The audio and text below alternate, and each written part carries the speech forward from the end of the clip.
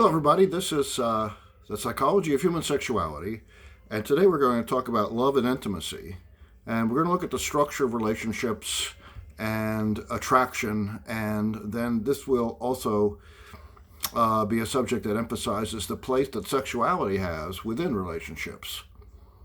Following this topic, we're going to have a video on sex and communication. So, hope you enjoy this. The first thing to note is that things have changed in the development, at least in the early stages of relationship development, because it used to be that relationships were guided initially by the concept known as propinquity, which has to do with the geographical region in which you socially interact would predict who you would meet and then who you would have relationships with. But although this may make sense from an initial view that you'd have more opportunities to meet and interact with people that you are around actually, you would tend to share activities and socioeconomic status and backgrounds and so forth in your geographic area. But this tendency is diminishing dramatically due to the internet, yes? In fact, we know now that about somewhere between a fourth and a third, depending on the survey you look at, of relationships began on the internet. Okay, so that's something to keep in mind. The second thing to think about is that when you meet people online, whether that's through a dating service like Match.com or some such entity or social media, there is a higher chance that people are fabricating what they like or who they are or what they look like via photographs. So that's something to keep in mind. Well, here's an interesting thing called the exposure effect, and it has to do with the idea that the longer you are around someone, the more attractive you tend to find them. And the reason that is because you, although initially may react in ways that are not causing you to be attracted to them physically / sexually, you very quickly begin to overlook any flaws that you might have seen, or you tend to spend more time being attracted to who they are on the inside, you see.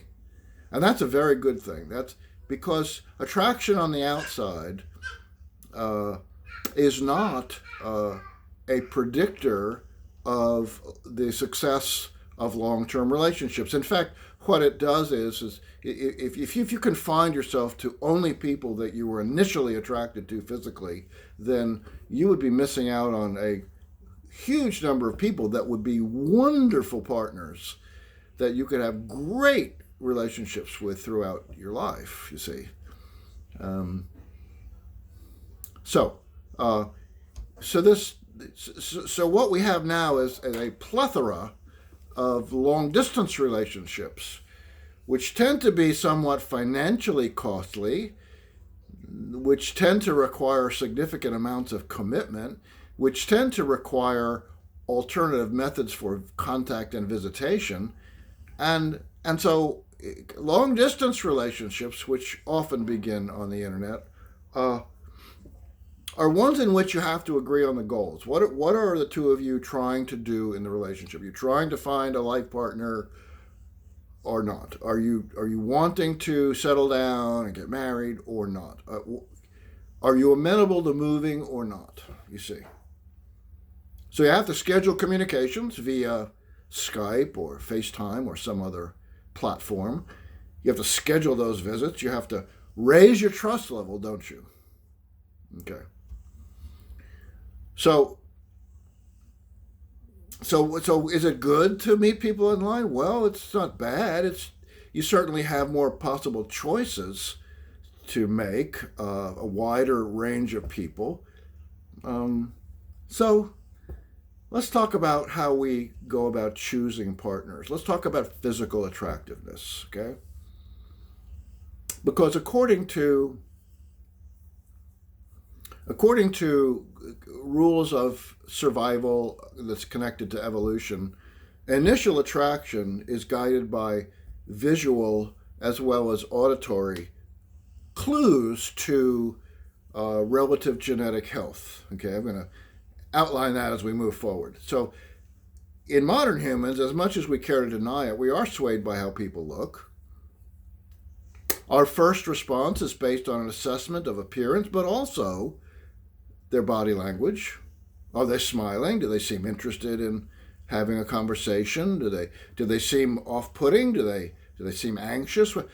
We assess that without even realizing it. Now, there's a little difference between males and females in terms of attractiveness. The more attractive a female is, according to social standards, the more likely she is to date. She'll get more opportunities. The effect is not as strong in males. We also, in modern humans, operate on the basis of similarity. We are attracted to people who are similar to us. This is guided by what's known as the matching hypothesis, in which the couples tend to be relatively equal in attractiveness and other attributes. We're attracted to people who mirror us, yes?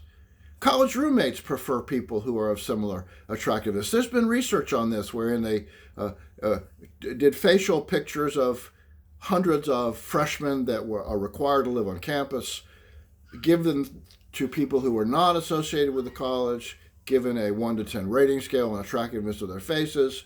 Then all these hundreds of people would meet and choose at random or after talking to people who they would like to room with. And it was found that once you go back and look at the levels of attractiveness of the two people who decided they would be roommates, is that there's a lot of similarity in level of attractiveness. But we also are attracted to other things. We are attracted to sense of humor that's similar to ours. If somebody makes us laugh, you've heard that as being one of the top 2 or 3 things males and females look for, particularly females, is that someone is fun and makes them laugh.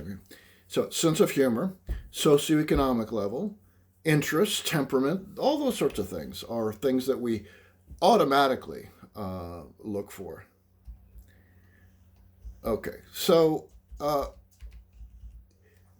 in fact, the more similar we are to people in just attraction, the more attractive we find them. Interesting. Very interesting. Okay. All right, now, there are twists in this matching hypothesis, to be sure, so that since no one is exactly like us, then we evaluate and exchange skills and attributes and resources with each other, with partners. Sure we do. Have you ever dated someone thinking, well, this is a good person to date, but they have these positive things and these things that are not so positive, and this is a normal process. We evaluate each other. That's why people get so nervous on first dates. They know that each of them is being evaluated by the other, right? Now, if someone is significantly less attractive than the other partner, doesn't matter which direction it goes, male or female or female, then the other person is in the formation of that, the acceptance of that partner who is less physically attractive, then there may be some compensation in some other quality or advantage. Looks, money, talent, health, fame, all sorts of things are on the exchange of dating. Okay? So this is complicated, isn't it? Yeah. Okay. Now, opposites may attract, but this is not as common. Opposite pairs often result in huge differences in structures of need that the individuals have. So you can have someone who's dependent or helpless with a person who is saving them or fixing things in their lives. See? Aggressive people often pair up with passive people. Okay? And passive people with aggressive people. It's a mutual attraction, see, in ways that are not healthy, of course. But yeah, opposites do attract to some degree. Now, in terms of more about physical attractiveness, one thing to be really clear about is that we operate on the basis of what's called the halo effect. And there are a number of ways to look at the halo effect. But in this way, what I'm trying to say is that in this particular domain of the halo effect, there's an assumption that physically attractive people have all sorts of traits that are valued, including honesty and intelligence and friendliness and all sorts of things that we have no business making the assumption about. Okay? We know that physical attractiveness is a big deal, and again, it's associated with evolutionary needs for reproductive health. When we show infants pictures of people who are more attractive versus less attractive, the more attractive a person is, the more they stare, the longer they stare at those pictures of the attractive people. Isn't that interesting? Now, culture supports all of this because until very recently, and again, things have changed a bit, but until recently, people who were heroes wore white hats and were very attractive. And villains wore black hats and were very unattractive. That sort of thing, But this has changed. I mean, look at Shrek, for example.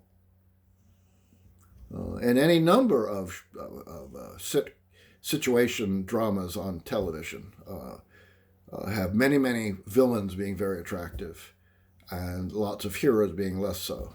All right. Well, there is an impact of the beauty stereotype. There is an impact. We do know that people who are more attractive do have benefits in our culture and worldwide in many ways, depending on the way that individual culture sees what is and what is not attractive, because other cultures embellish looks with different things and different ways of handling physical appearance. Yes. So for each incremental improvement in attractiveness, a person earns in salary positions that are identical across a given city, they make an average of $2,000 or more each per year. That's the research of Dr. Irene Fries.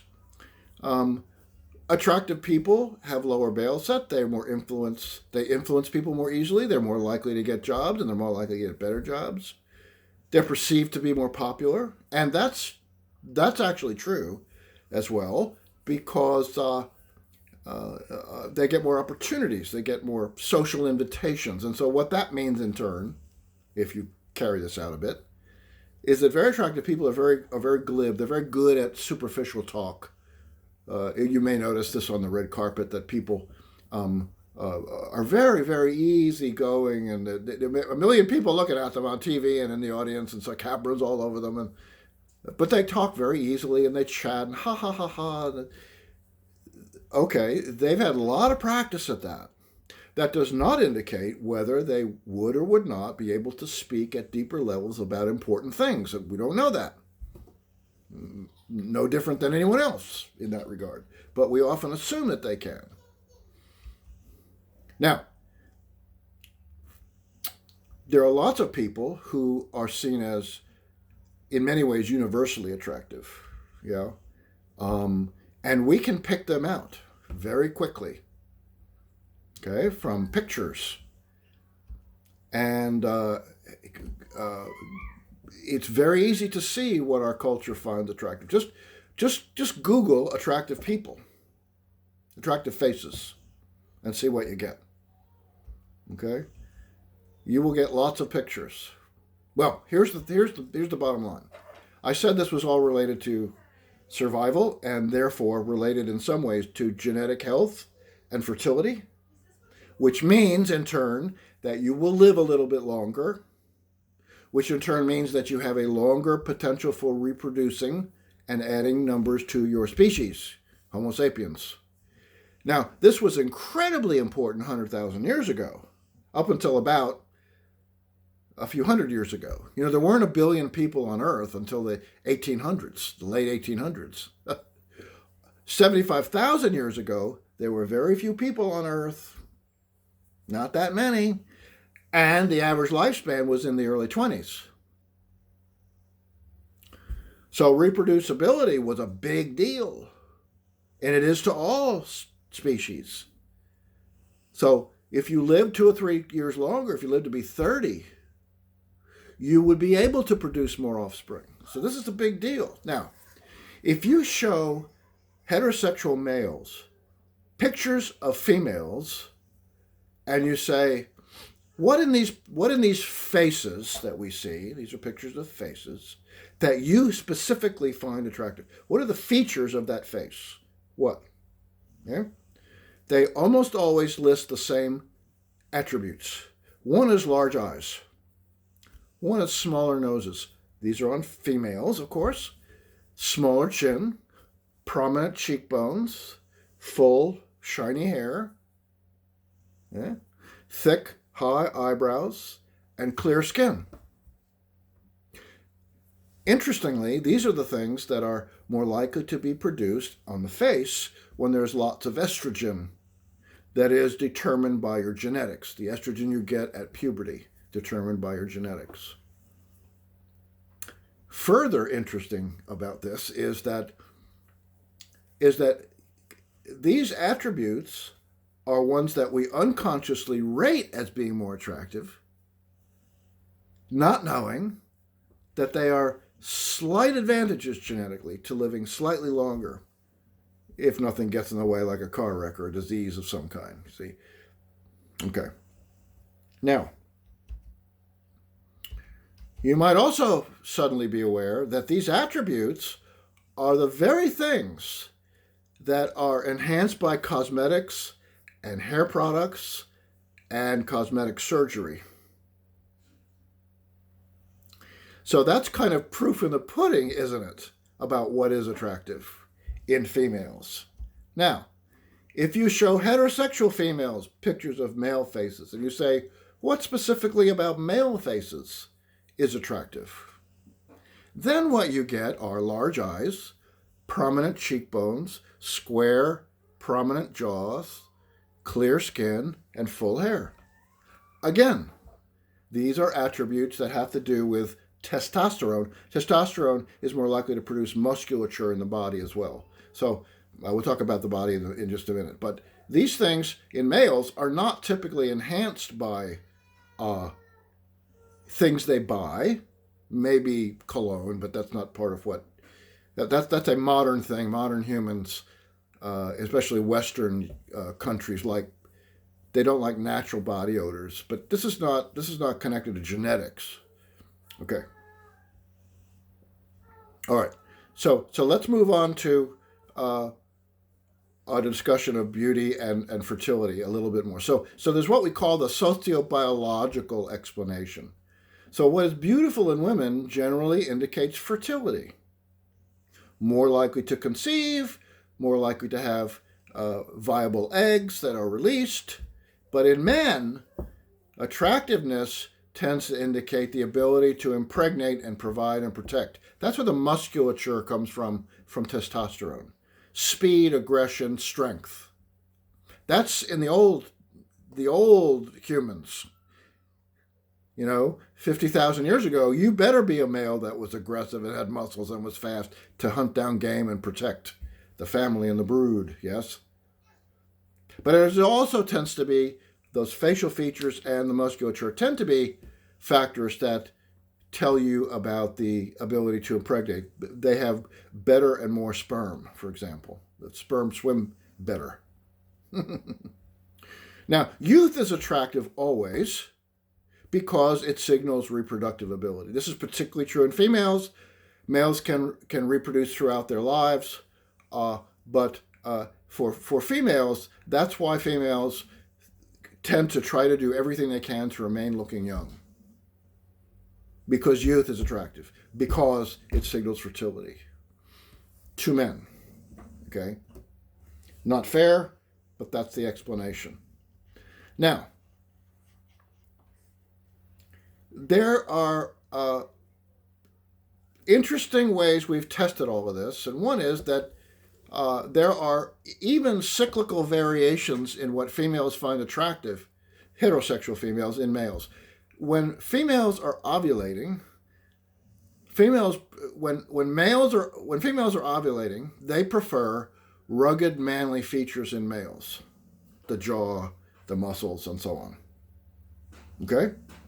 But when they're not ovulating, when they're not capable of becoming pregnant, then they're more attracted to youthful boyishness in appearance. more like the dad stuff, as opposed to the Conan the Conqueror stuff. That's fascinating to me. That's fascinating to me. Now, for both males and females, proportionate features are attractive. Symmetry is attractive, and average looks are attractive. Okay? Symmetry is a big deal. Higher symmetry, that means that the left side of the face all the way down through the body, left and right, are very similar. So you can take a computer or even a mirror and tell the computer, or just look in the mirror, first left and then right, to see how close the left and right look if you can make two lefts and two rights compared to just both sides at once. High symmetry would be very little difference among the three faces. Okay?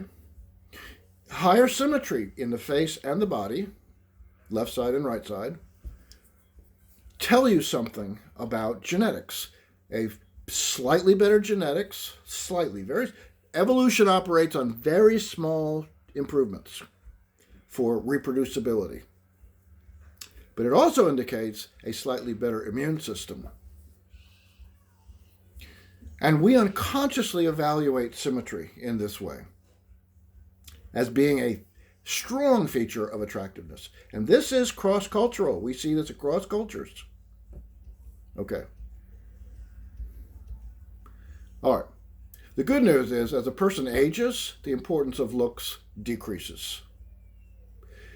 Other factors emerge as more important. Across a male's life, testosterone decreases. A 50-year-old male has about 70 or so % less testosterone than a 25-year-old, which incidentally dulls the imperative for sexual activity a bit. And the last thing that's great news is the longer a couple is together, the more attractive their partner seems to them. I talked about this initially.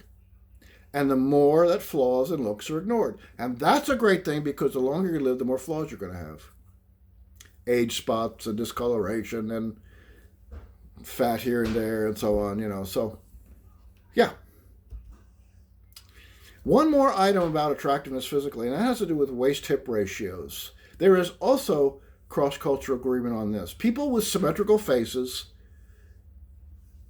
in addition to being seen as more attractive, are better at reproduction, and I've talked about that, but they also enjoy, strangely enough, better mental and physical health. Now, we're not exactly sure why.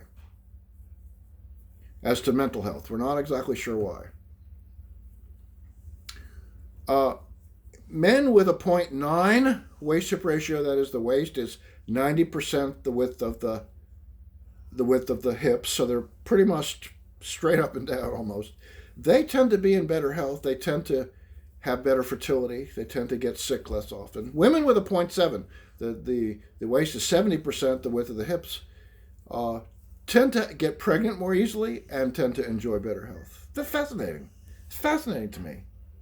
So we're also evaluating that. Skin clarity is part of this formula as well. So physical attractiveness in people who live in parasitic and pathogenic climates, that is to say, people who are likely to get skin parasites and so on, as well as others, say in subtropical and tropical regions, the individuals who live in those places that don't have as much or any are seen as more attractive. So people with clear skin, there we are again, are seen as more attractive. So they might have greater immune function, a little bit better genetics, and all of that stuff is tied together. I hope I've made this clear, and I don't want to belabor the point. So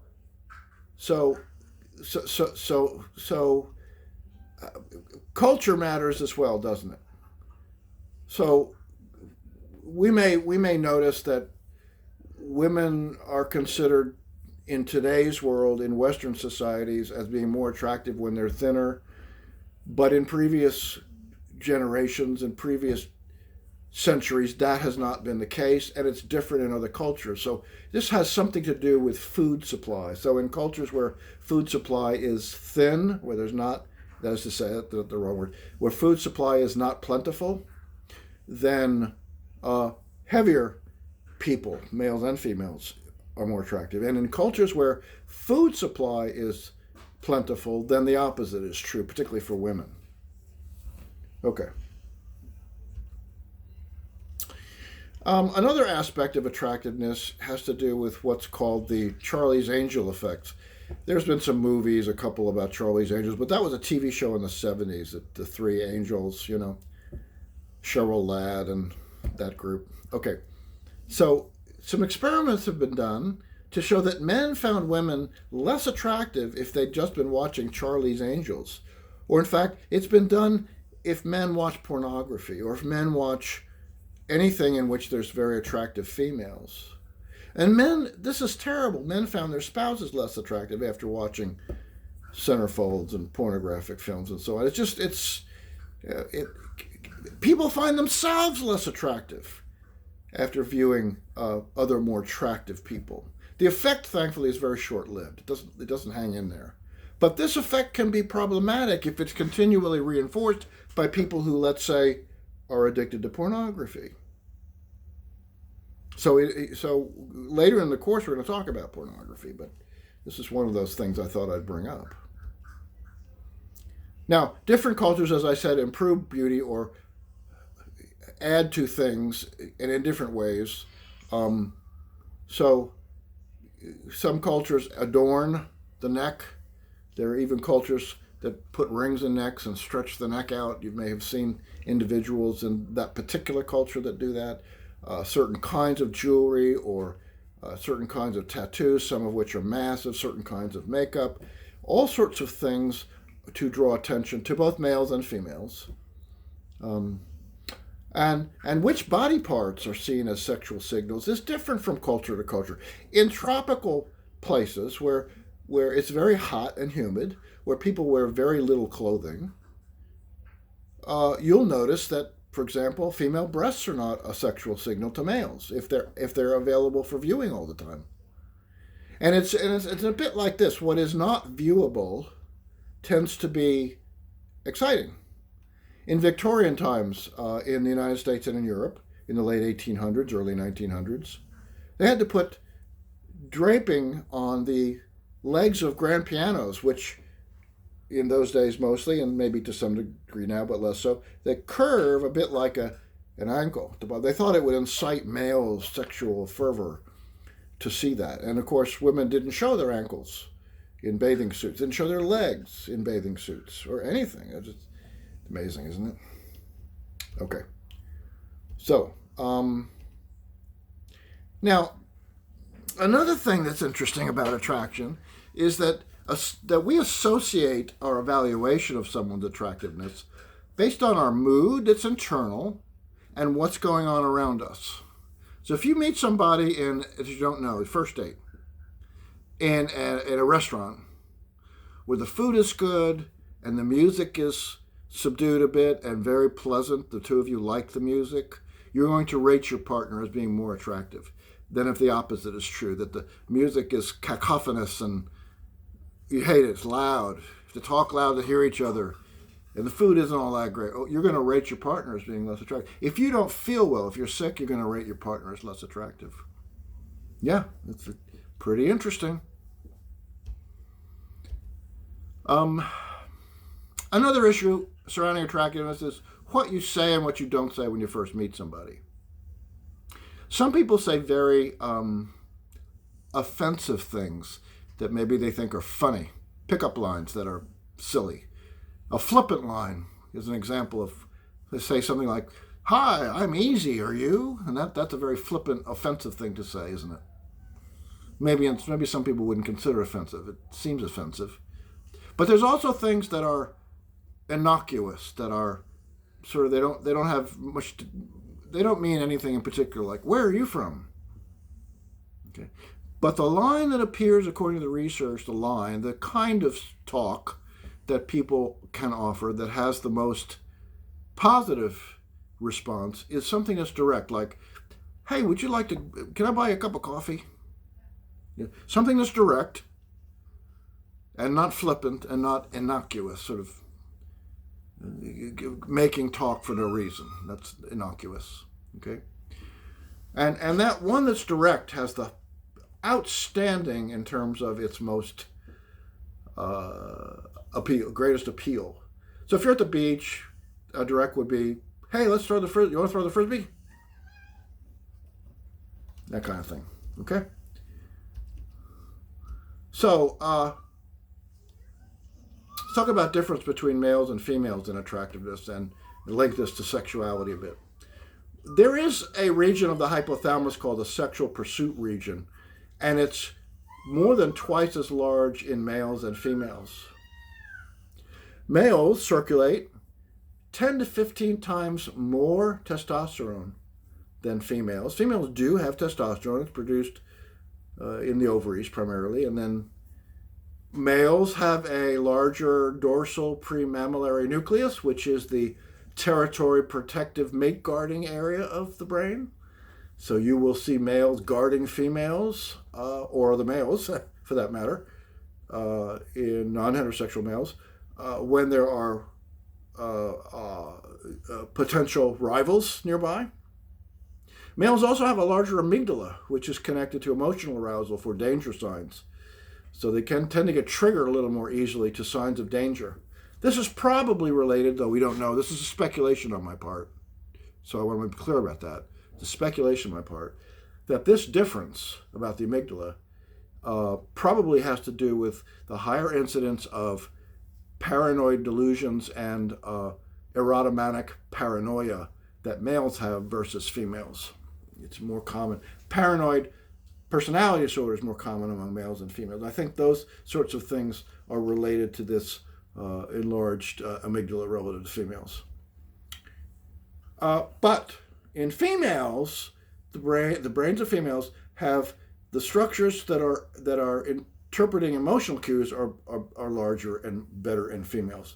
Women are better at reading emotions. They're better at interpreting nonverbal emotional cues. We've known that forever. Women evaluate potential. Women evaluate aspirations and go-gettedness and social status and hierarchy. Okay, that's the ability to take care of her and of maybe children. And that's in modern humans. And that has supplanted the musculature and aggressiveness in ancient humans. Males evaluate fertility and nurturance, which is what youth is about primarily, along with all these other things we talked about. Okay? So, a little bit about flirting. So, some flirting is natural and some flirting is not. Some flirting is enhanced. So, a number of things